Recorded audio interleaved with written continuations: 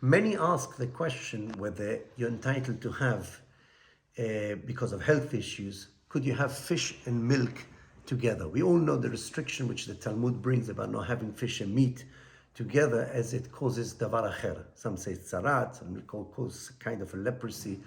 But there's a health issue having fish and meat. But is there a health issue having milk and fish?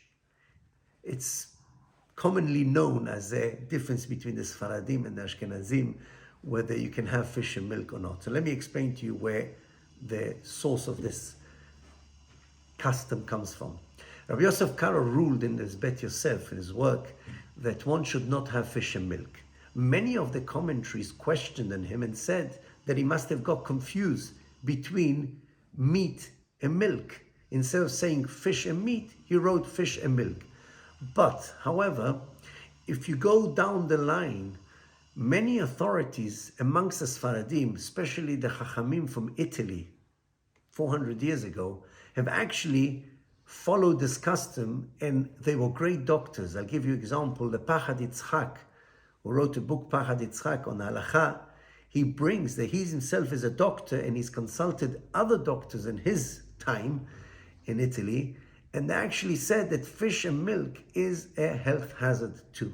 So does the Otzar HaChaim, Rabbi Yaakov Tzahalon, who also lived in Italy. And he also brings this restriction, and he says that doctors have confirmed that there's a health hazard having fish and milk as well.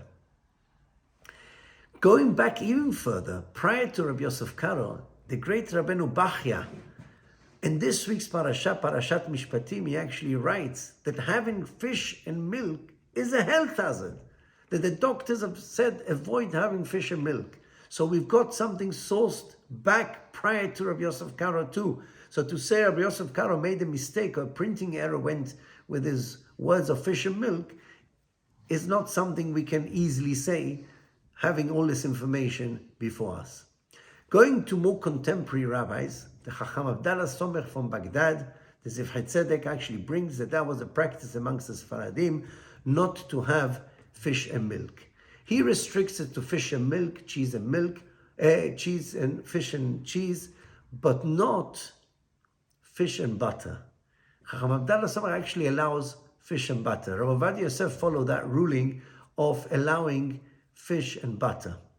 However, the Ben Ish Chai took it a step further, and he writes that the custom in Baghdad was, and in other Sephardi communities was, not to have fish and butter too. And therefore he restricts, for health hazard, even fish and butter. What should a person do nowadays? So really, if you've got a tradition not to have fish and butter, you come from a community, especially Baghdadian community, you should try and avoid having fish and butter. Definitely fish and milk, fish and cheese, people should avoid it and should not have it together.